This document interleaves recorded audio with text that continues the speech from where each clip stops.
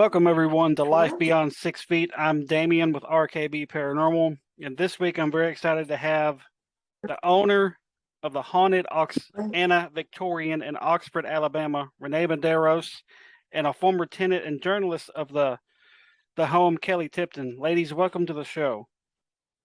Hello, Thank you for everyone. having us. Yes. Welcome to the Oxanna Victorian. Yes. Thank you. Mhm. Now Renee, I seen your post on one of the Facebook paranormal groups talking about this house, and it really intrigued me. And so, I reached out, and we've been chatting for a couple of weeks, and I thought it would be really cool to get you guys on to kind of talk about the home, the history of the home, and some stuff that you guys have experienced and other people have experienced there. So let's talk a little bit about the history of the home. Okay, it's the first house built in Oxford by the Cooper family, and they're one of the founders of the town. They came from South Carolina. They were wealthy landowners. And first of all, they moved what used to be Annie's Town, which is Anniston. And they owned several hundred acres there. And then there was a falling out between the Coopers and the Noble family, which is also another prominent family. They have Noble Street and have Cooper's Crossing. And they wanted to annex their land into the town, and they had a big falling out about that. So the Coopers ended up moving, was it Oxanna back then, or Lick Skillet still? I don't know. I know this home predates the name Oxford. Right, that's why we named it Oxanna, because it first was named Lick Skillet. Yeah, wow. Lick Skillet. It had some traveling workers, miners, I don't know, and the guy licked the skillet clean, so they just named it Lick Skillet. Oh, all right. So, and they named it Oxanna, and then it later became Oxford. So, yeah. So this was the first house built, and so I thought Oxanna fits it properly since it was built in that time period. So, right. Now, who and did you anyway, guys? Oh, sorry. Go ahead. Go ahead. Oh, I was going to say that the Cooper family was very prominent, and they built the first national bank. This home was built in 1880. Exactly. Oh wow! And it's still very original. Yes, the detailing, the gingerbread, the hand carved medallions in the trim. I mean, it's really a work of art. Oh wow! All of the transoms over the window, over the doors, just the molding in it. The baseboards are what, 9 inches, 9-inch baseboards. You never see that anymore. Oh no. The railing, the finials on the staircase, everything's hand carved, and it's gorgeous. 8 fireplaces in it. Yeah. In every room. That's you definitely don't see that. Now, who is believed to actually haunt the home? Mary Cooper. That's just gonna show you the picture. Oh, Mary Cooper. Yeah, I put it on yours. I can't open mine. Oh, I know, but I turned my phone off because it keeps ringing. Oh, okay. But yeah, she's our very prominent. We call her the mistress of the house. It's her house, basically. Right. Yeah. So. Charles Cooper is the patriarch. Yes, Mary was his daughter. Okay. And he had probably, I think, 12 or 13 children, but not. I think 4 of them didn't live past 10. Oh wow! 10, they died probably infections or whatever. That's one of the family photos. Can you see it? Can you see that? Do I need to hold it closer? I could, but it just zoomed in on Renee. Anybody that's going to be watching this, it's been randomly zooming in on Renee. I think that's Mary just kind of messing with us. So it is. It is. I'm telling you, she's very protective of me. She loves Renee. Yeah. Like, I don't. Maybe you're kindred spirits or something. I don't know. I think that's so crazy. Too. Now, actually, I have a bigger photo. Okay. Yeah. Oh wow! And there it goes. It zoomed in on you again. This is and now it's just I don't know what's happening. Now here's the girls. Same thing. As soon as you put it up, it starts zooming in on now. This is crazy. Anyway, now did Mary pass away in the house, or is there any known deaths that's occurred in the house? We know Charles passed away in the house, the father, the one that built the house. Okay. We know for sure he did. As far as the rest of the family, I'm not completely sure. Okay. Yes, we during our many paranormal investigations, we've tried to, ask questions about, maybe what happened. We did ask a question about how many spirits were in the house, how many Coopers were in here, and there are a lot. Yeah. But they all lived here too. Right. Yeah. There were a lot of children. And one of the questions was, "Are you free to leave?" And they said no. So we think that maybe Mr. Cooper was very domineering, probably. Right. And we know Mary's husband, Robert Reed, was very, very domineering over her. Yes, Robert is one of the spirits that acts out regularly. He's angry. Yes, he doesn't like men. Them angry, and they get red faced, and they've even said that they felt like they could kill somebody. Yes, Oh, one wow. of the investigations we had here was actually a Ghost of Christmas Past, and we had a crowd, and it was a nice evening, and a man behind me actually, he said, he raised his hand, he said, "I need to go outside for some fresh air," and Leslie said, "Are you okay?" And he said, "No." He said, "I'm hot." He said, I feel mad." He said, "And I feel like I could kill somebody." And Wow. we let him go outside for some fresh air. Yeah, and two of the men's face actually got bright red. Yeah. And they were sweating. Yeah, that's pretty wild when you just randomly kind of get pissed off like that for just kind of out of nowhere. It's always a good thing to get them out of the house as quickly as possible too. So right. So besides the original owners and yourself, how many different owners has there been of the house that you're aware of? I counted about the history went back about 8 families that showed on the history of the, when you pull up owners. Right. But this house stayed in the Cooper family. Oh yeah, for a long time. Until what, the 1950s about? And then the Phillips, they were another prominent family. They moved in here too. Yes. So this house, was passed from, within the Cooper family. So I remember doing the research on it, and I think it was up until about the 1950s. Oh wow. That it left the family. Well, up the street and the house very next door to me was Annie Cooper's house. So that was her house. And then up the road, 3 houses where Mary and Robert moved into that house. And then the one up the very top of the street, it's a bigger one, and he was a very prominent figure. Politician, the Davis Cooper? Davis C. Cooper. Yes. Yeah, he was a mayor for 19 years. Here in this town. Member of the president of the Baptist Association, and a Mason, and just some other stuff very prominent in the community. Right. He's all listed in the city building down there. Right. And the women in this family married very well, and a lot of their husbands were in politics. Yeah. So a lot of senators and a senator and another mayor also lived in this house. Right. Oh, wow. So the state of Alabama is politically, influenced by the Coopers as well. So right. Yeah. They had a cotton mill. They had it's a textile mill. They had a mercantile, a bank, and they started a bank and they helped the railroad come through. Yeah, grocery store. They were instrumental in getting the railroad. Oh, and the iron ore factory that's gone now next door, except for it's also cement over there. That was theirs too. So money, a lot of money, just old money. Yeah. Wow. So. Now, Renee, when did you actually purchase the home? I've owned it for almost 7 years. I got it December 2015 and moved in January 2016. All right, so when you purchased the home, did you automatically just start experiencing stuff like from day one, or did it take some time, or how did that kind of? It took 2 months. 2 months. I was in my bedroom up here, the master bedroom upstairs, and I had a little toy poodle, and that was a long story. My husband never ended up moving down, so. But we were in there, and it was 2 in the morning, and I heard these deep scratches on the door on the outside, Huh. and up by at least by the door handle, which is almost 3 feet. And it Right. was like it had to have been a large animal, deep scratches.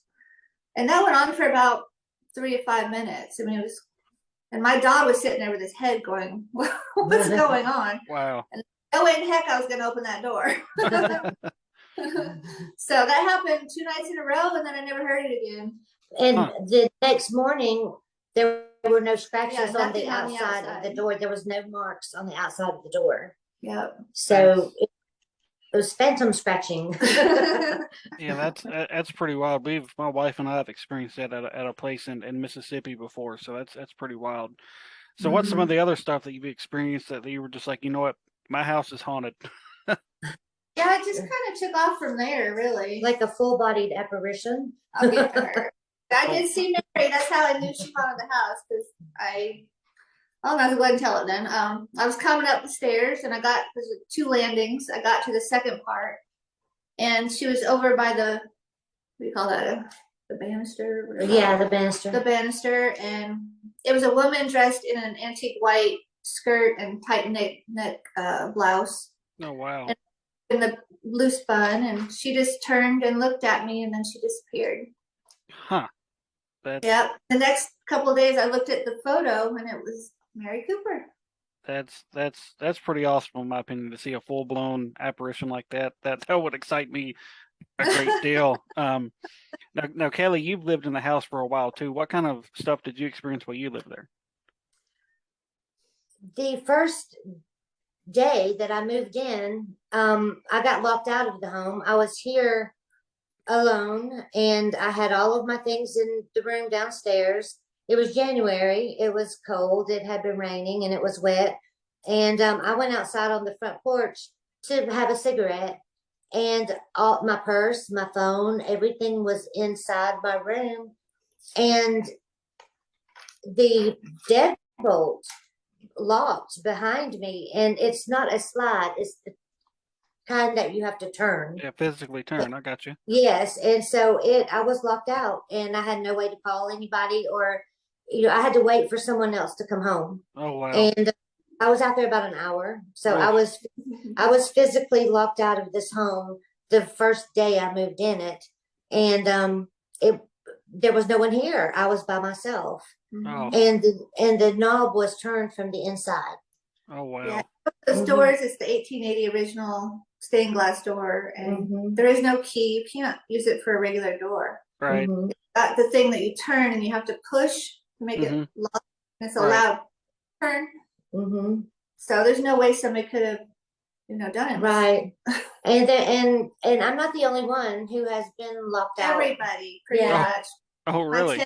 Yeah, a lot of people get locked out of that door. I tell everybody to keep their keys with them at all times. It's the front door. It's the front entrance. Huh. And yeah, and it's original door, original stained glass, original lock, and that lock will turn just on you and lock you out. Yeah. It's crazy. I took a tenant out there to talk to him, and we literally heard it turning and push, and we had to call somebody. There was nobody there. Right. I mean, it was that quick once we went out. That's crazy. So it sounds like pretty much all of your tenants have experienced that same thing. Have they all kind of experienced the same other activity as well? Has it all been different for everybody? It kind of varies. They've heard the knocking on the walls. I hadn't heard that, and then after they told me about it, 2 weeks later, I was standing by the downstairs. I heard knock, knock, knock. I was like, Wow. "Oh, that's what they're hearing." Right. But one of my traveling nurses, she stayed in the yellow room downstairs. And have you ever had that sleep paralysis where you can see the room but you can't move? A time or two, and my wife's experienced it a few times too. So. Oh, I hate that. But she said woke up to that, and she saw people of the time period, a few of them coming through the walls into her room. Oh man. Yeah, and I showed her the pictures, and she said it was the Coopers. So that's pretty wild. This house is getting me more and more intrigued. And you're the first person I've had on the show that's been the owner of a haunted location. So, and that was another reason I wanted to get you on to talk to somebody that actually lives there and not just kind of stops in during the day and stuff like that. So you actually do still live there, correct?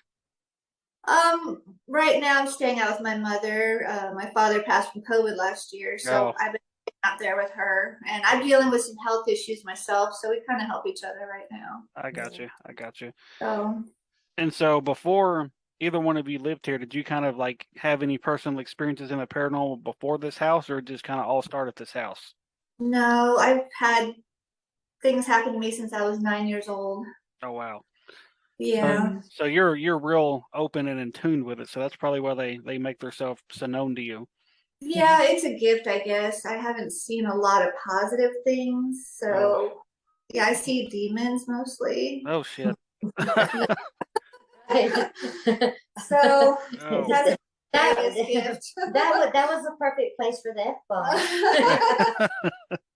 Well, I met Renee when I wrote an article on this house in 2000, was it 2020? 2020. Okay, 2020. It was October, and I was looking for a feature story, front page, seasonal, and I don't know how I heard about her, but the Netflix company had just filmed a movie here, The Devil All the Time, mhm. with Robert Pattinson. And I called her, I met with her for an interview, and we sat and talked, and she just told me, the things that she had experienced here, and also that it was the site for several. A Birmingham company came, and then the out of was it Taiwan, the foreign people. Oh, Fish and Net Productions. Mhm. Yeah. Anyway, television shows have been filmed here, and I was gonna do those, but that was very newsworthy for its, local news. And she invited me when I left to come back to an event that she was having. The Southern Ghost Scroll tours were going to be here, and I just came as an observer. Nothing paranormal had ever happened to me in my life. It took Oh, my wow. paper. It's gone. And I came back, and I saw some things that night, and just, took some pictures, some video, and Renee and I struck up a friendship though. Yeah, and then she moved in. Yeah, I moved in shortly after, out of necessity, and I stayed here for a couple of months, and I saw a lot of things here. During the investigations, I saw things, I heard things, but when I was here alone, I would hear children singing or laughing, and I would hear footsteps. Mhm. And I would think Renee was home, and she wouldn't be home. I would hear footsteps go up the stairs, kind of muffle around in her room a little bit, and then come back down. And I would be in my room with the door closed, and I would text her. I would say, "Are you home, or did you come home?" And she would say, "No, I'm at work, or I'm in town." And so that happens a lot. Yeah, that was my next big experience. I was in the house by myself. My kids already moved back to Tennessee. My parents moved out to a house in Munford. And my son from Tennessee and his girlfriend came down and stayed with me the night. And they said, "We're going out to eat, go do some stuff." So I was here alone, and I heard somebody run up the stairs, like boom, boom, boom, boom, boom, boom, to the top of the stairs. And then it just went like quiet, like, how they're listening for something. And that was a brief second, and then I heard bam, bam, bam, bam, bam, bam, bam, bam, all the way down the stairs. The front door slam and go out. So I'm thinking, did the kids come home? What's going on? So I come out and I check, go downstairs. Door's locked downstairs, front door. So I called my son. I said, "Did you guys forget something?" And they said, "No, Mom, we're clear across town." Huh. So I don't know. And it's happened a couple other times, and I've had my tenants even tell me they've heard things when no one's here like that. So Well, so it kind of sounds like you just have a mixture, a little bit of everything. Like you have a spirit there that doesn't really bother anybody. Then you have children running around. Then you got whoever this seems to be a male spirit that likes to kind of fuck with guys a little bit. So, like dominating over the women too. oh no. Yeah, when the last group was here, the top haunted, they did an investigation after, and I was in there trying to do some EVP with him, and he's never done this to me, Robert. The energy was so strong. He came through. We were in the purple room because that's the most haunted room. Mm-hmm. His energy was literally pushing me back. I was taking steps back. That's how strong the energy was, Wow. and I could feel it draining and draining my energy. And I sat down on the bed finally and I said, please stop. I'm very ill and I'm already losing energy. Please stop. I can't take this. And then Chris from Top Haunted, he says, we're not here to hurt you. We're here to help with the house, get funding and help you out. And so I moved over to the couch and the energy just lifted right off and I felt so much better. And during that time, Chris said he saw orbs and like light energy. Oh, wow. And the energy went out the room. It was gone. And it felt so much better. And then my tenants downstairs, they told me, because it gets very active when we have investigations or bring anything. Mm-hmm. Sarah said that she felt somebody literally punch her. Oh, no. And it was an energy, but it punched her. And then her husband said, yeah, I've experienced that a couple of times myself. Mm-hmm. So he's getting a little more, aggressive. He's being a little physical with some people too. Yeah. Now, have things been thrown or knocked over, anything like that? Yeah. Oh, wow. Can I tell that story? Yes. I will. Two times that I know of. The first time was the first investigation I came to. Now this is with Leslie Hyde with the Southern Ghost Girls. Okay. Yeah. She's come here a lot. She's done the first investigations here. And Robert and Charles do not like her. No. They lock her out. They tell her to get the you-know-what out. Oh, man. They dropped the F-bomb too. Yeah.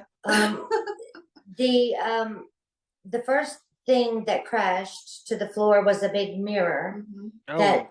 It came off of that was a bureau or something, a big bureau mirror, but everybody ran up it was here. That loud. We were all downstairs, and this house is pretty for old. It's really soundproof. And it was so loud. We were like, "What was that?" And so everybody came running upstairs, and I stayed downstairs because there were, like cameras and EVP and stuff like that. The lights that change colors. Yes, and I had never seen anything like that, so I'm just kind of walking around checking it out. And, thinking there may be some trickery, and there was a light in the corner. It was just a green light. And in my mind, I didn't say anything out loud. I said, okay, Robert, because we had been talking to Robert already in that room. I said, if you're here, I said, show up and show out. And that light turned bright red. It lit up the whole dining room. And it just kind of pulsed like that, and everybody was up here looking at the mirror on the floor. And the second time we had the flapper thing with the roaring 20s, the roaring 20s murder mystery dinner. Yes, we had them, and we were walking through the house doing an investigation, and in the bathroom she had a large picture over her sink, her vanity, and it crashed. It came off of it flew. Wow. There's no way it could have done that by it didn't just it didn't just fall. It didn't just slide. It flew across the room. And the hook was bent out backwards on the back of the picture. It was like somebody had yanked it. And thrown it, and it was in the middle of the floor. So things get thrown, and when we have larger crowds, they act up like that. They don't like it as much as when we have to do. Intimate gatherings don't cause as much activity. That they don't like the larger ones where people are in and out, up and down, everywhere. So well, it definitely sounds like you have a paranormal hotspot on your hands, Renee. So, not too sure. Now, you said there's been movies and shows and stuff filmed there. Now, did like any of the film crew or anything tell you that they experienced stuff while they were there? Well, Gavin Kelly, does Truth or Legends in your hometown. Yeah, he stamped this place as truth. Okay. So, but they did our. What did he do that day, or was he just recording with the girls downstairs? Because he It was the evidence day, I think. That was the evidence day. He Mhm. actually used our Christmas investigation with Leslie Hyde, and that was shown as one of the episodes. And then when he came here, I'm not too sure if they did part investigation or. Yeah, they did their own investigation, and then he had the day that I was on the show. It was the evidence day where everybody was seated around the dining room table, and he played back the evidence. Remember? Yeah, I mean, he used a lot of evidence, and it was the voice. It was the voice saying, "Get the fuck out," like that. Holy shit! I know it was horrible. It was horrible. That's crazy. Yeah, and then I don't know if it's aired. I don't know, but he did say it was truth, and I have him quoted several times saying that place is haunted. Yeah, him and Paula are coming back. They're coming back. Coming back next year. So. Okay. Yeah. And so now you've said you've decided to kind of open it up to more like paranormal teams to come in. So why did you kind of decide to do that? Well, we're trying to get fundraising because something about houses in the South, they just rot and they deteriorate from water damage. I've never seen anything like it. And it's fast. It's not over time. Right. I mean, I'm from Oregon. We don't see that there because we don't have humidity and tons of rain like y'all do here. Right. So yes, this house is definitely in need of desperate repairs. Right now, it needs a roof. It's been quoted at $55,000 for a roof, and if we can't, and even before that, gutters. Gutters for sure, because the water's coming down next to the foundation. It's soaking down the porches, and the porches pillars are dropping into the porch. And so my porch is like this now. Oh wow. Yeah.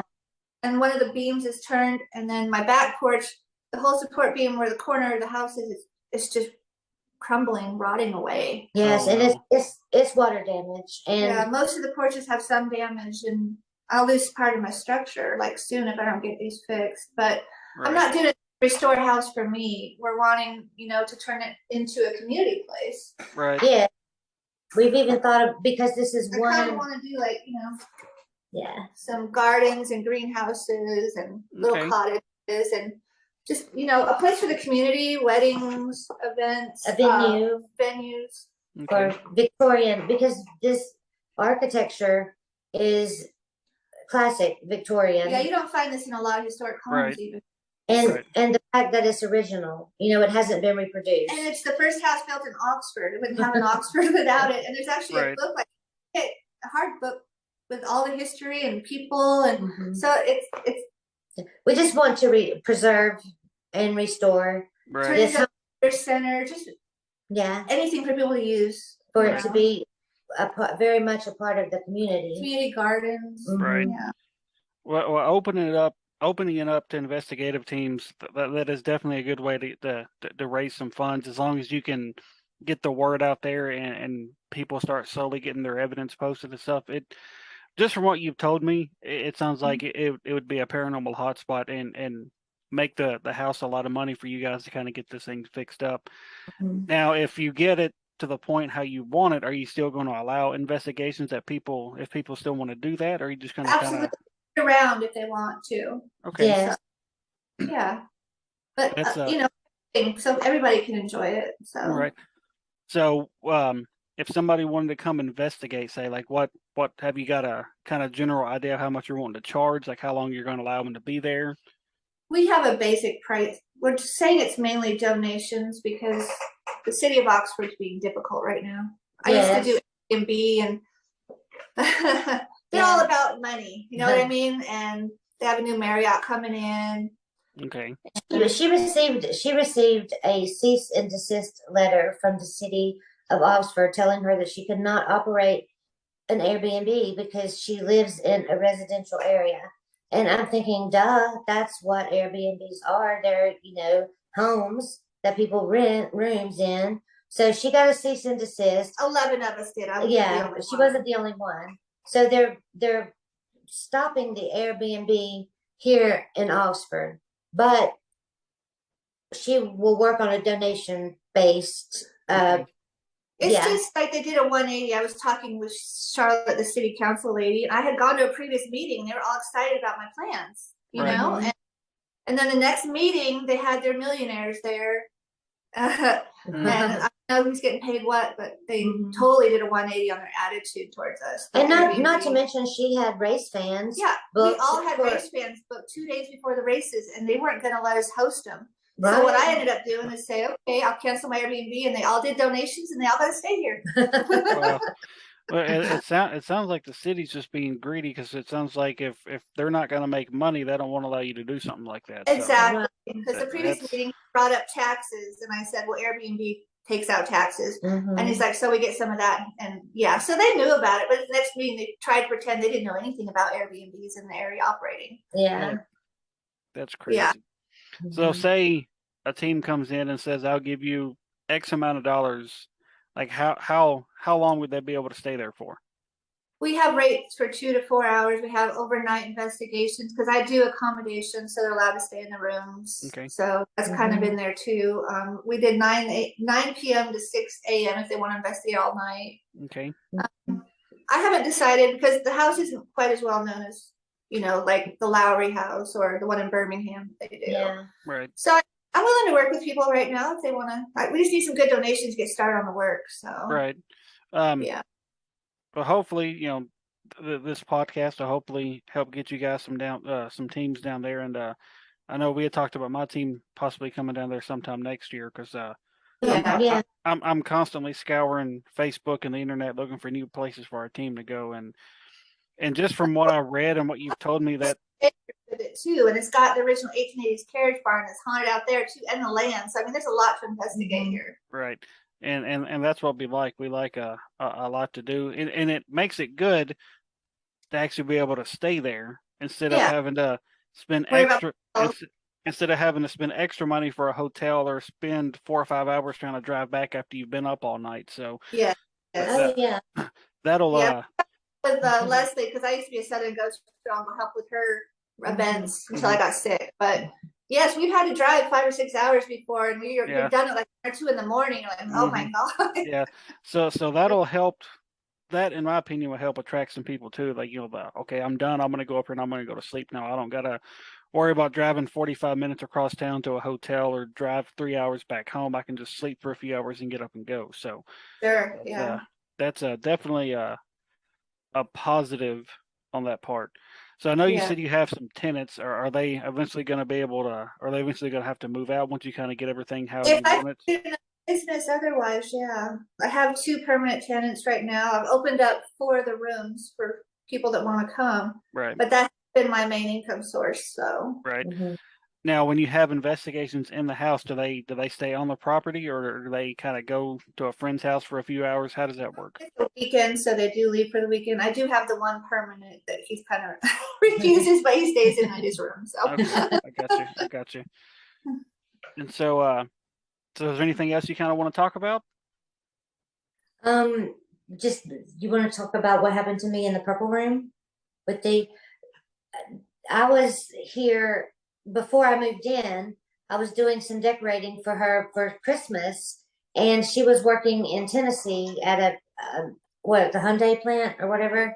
But anyway, GMC, GMC. But anyway, she wasn't going to be here, and she had this big Christmas thing coming up. So I stayed and did the decorating, and it was a great time. But the guy across the hall from me was in the purple room. The purple room is the most haunted room in this house. And I was helping him set up a Roku TV. He just bought a Roku, and we were in there, and I heard something kind of like jangling, like chingling together. And we stopped, and I said, "Do you hear that?" And I walked around, and it was coming from the closet in the purple room. And when I opened the door, the fireplace poker set was in the closet, and it was clanging together. And the closet is a very narrow closet.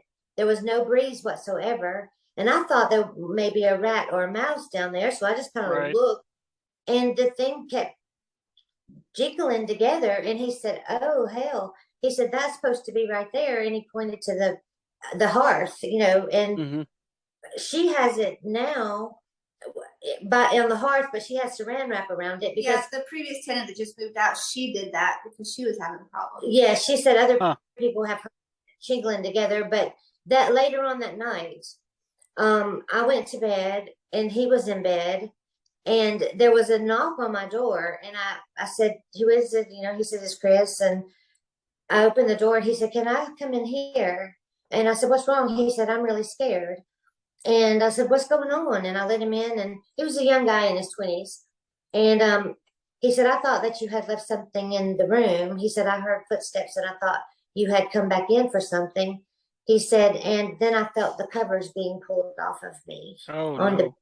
he said, all I could think about was, you know, my phone flashlight. He said, there's nobody in there. He said, but I was afraid to get out of bed. I was afraid to put my feet on the floor. He said, but he said, can I stay in here? And I said, sure. And he slept at the foot of my bed that night. So he heard footsteps. He felt covers being dragged off of him. Yeah, they did not like him. He was scared most of the time he lived here. Yeah. Oh, wow. And that was the same, that was the same night that after we heard the jingling in the closet. So I don't know. Well, the bedroom he stayed in, the purple room, we have little Sam in there. He's about a 5 or 6 year old little boy. And there's a little rocking horse in there. It actually did it the other day and I was going to get my phone. It started rocking again by itself. Oh, nice. I touch it, but I was like, oh, where's my phone? He loves to play pranks on people. Now, when you do an investigation, he'll go from room to room and you'll chase him. He likes to play hide and seek. Okay. So, okay. Yeah, he's a kick.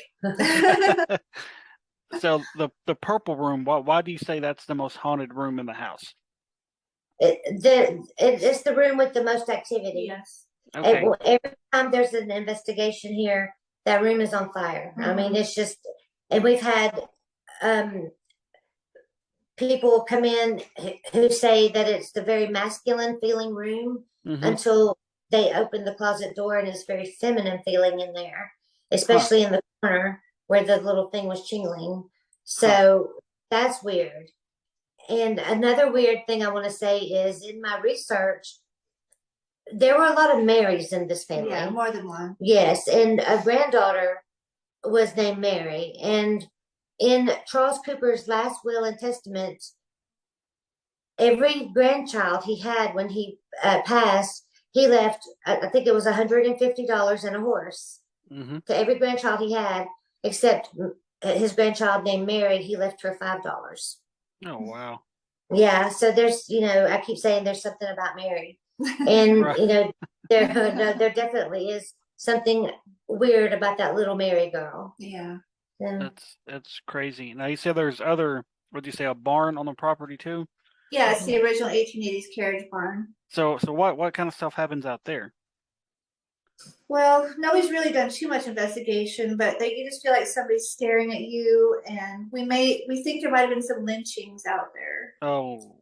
Yeah, the original rafters are there, the original dust and dirt. I mean, when you're out there walking around, it makes you sick. Literally, I feel sick and my face hurts when I walk around in that dust out there. And that's where she keeps her decorations, like the Christmas.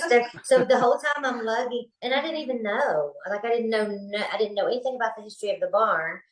And the whole time that I'm getting these big tubs of, you know, Christmas lights and things out, like I'm feeling so weird in that building. And it's daylight and it's a pretty day and there's sun shining and it's a crisp, you know, day. And I just feel horrible in that barn. Yeah, after one investigation, I went outside to wish Leslie goodbye, and I heard this male voice start talking, like from that area. I was scared. I was like, oh my God, everybody's gone and I'm out here in the dark. But me, I like to investigate things. So I had to go look around. I'm like, is anybody here? You know, it kept talking. I'm like, oh my gosh, somebody's here. So I looked up some more. I'm like, no, heck with this. I'm going to the house. Right. And actually, weren't you told that there's a portal out there by that barn? We're not sure if there's one out there or one in the attic. Or yeah. Or I know. We've been told there's portals. And the cemetery where they're it's just up the road. Is right up the road. So I feel like well, that's another thing we're going to do. We're going to put together a ghost history walk. We're going to start, and we're going to go to the cemetery, and then the Cooper businesses downtown, and then the Peerless Saloon. Tell them about that one. Oh, the Peerless Saloon is the first saloon in Alabama, and it's haunted, and Very haunted. it's right down the street. The owner actually gave us a tour the other day. It even had like a madam and ladies of the evening, and Uh, the madam actually died there, and she has seen her. Um, there's a lot of activity at that saloon, so anyone who does want to investigate here, mm-hmm. do what 3 miles up the road or so, there's another location.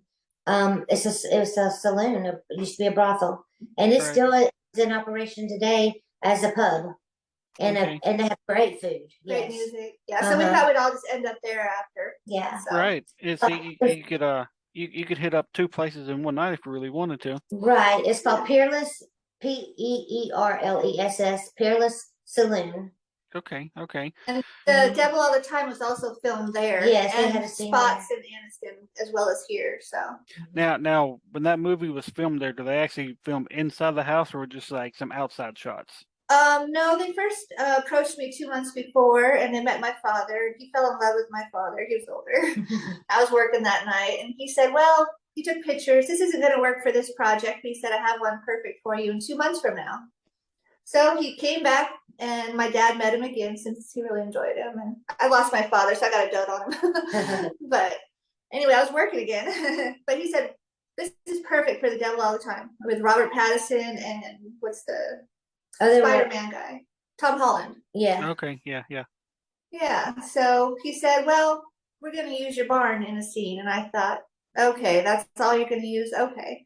And they made my back 3 acres hadn't been mowed. They wanted it like a field all grown over. And they said, "We'll mow it for you later." And yeah, so I thought, okay, that's all they're going to use. And I actually watched the movie. Yeah, very messed up, dark movie. And I saw the barn, and she committed suicide. She hung herself in the barn. And I said, "Yep, barn." And so I watched the movie till the end, and Tom Holland was older, and it was his little boy. The little boy ran around my garage, and Tom Holland was working on an antique car, and it showed the whole side of my house and everything. I was like, "Ah!" Yeah. So they used that too. Well, that's awesome. And see, you can kind of use that as promotion as well to kind of get people kind of drawn in. Yeah. And so it sounds like you have a lot of a lot of positive things that could work in your favor with this thing. As long as you can get the word out there, and as I'll say, promote the hell out of it. Yes. We need help with it. I'm working on a GoFundMe page right now. Yeah. And she's working on the I'll get my Facebook page up so people Okay. can go to that. and the reason we're a little slow on that is because before that we were doing a website and before she got the cease and desist. Yeah. So we, Oh. so we're kind of playing yeah. Well, I know of at least 2 or 3, maybe even 4 teams right off the top of my head that I know would love to come down there. That's awesome. Well, great. Yeah. So, and whenever we get done with this interview, I'm going to reach out to a couple of them, and one of them, they may come as soon as possible because they do a lot of traveling. So, till next year when teams want to come. So. Yeah.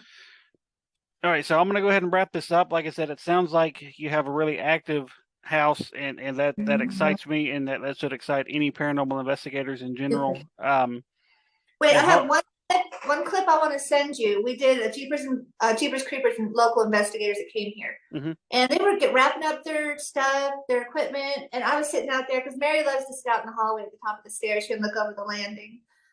And I thought, okay, I'm just going to throw out one more question. And I said, "Mary, are you guys glad that we came here and did this investigation?" It was 3 women. They are so more quieter, and it's so much nicer. They like women. Mary's there most of the time.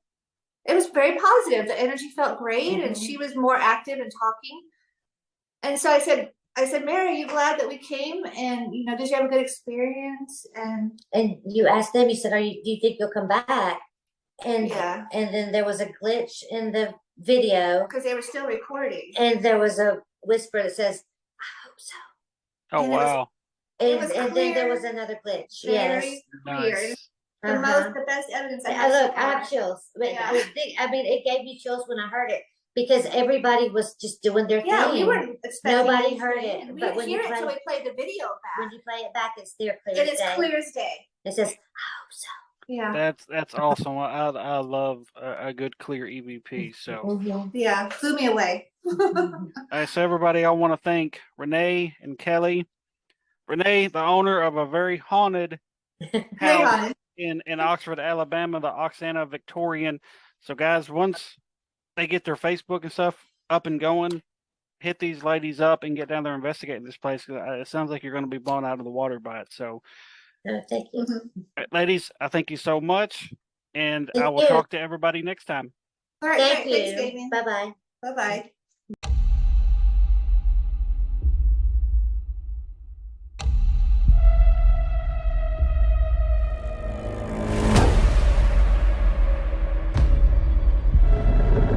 Did you enjoy having them here? I get a good vibe that you liked it. I know we had a absolute blast. Fun is not the word. Totally recommend any and everybody and their groups come here. Individuals, groups, Yes. beginners, pros. I mean, You're not going to come here and not get activity. Because we started getting it when we were actually just letting her talk. At the beginning, the light started flickering, and it was during the day. and it has. Well, I don't know because we have most of this off, but I haven't seen it flicker since then. No. Really.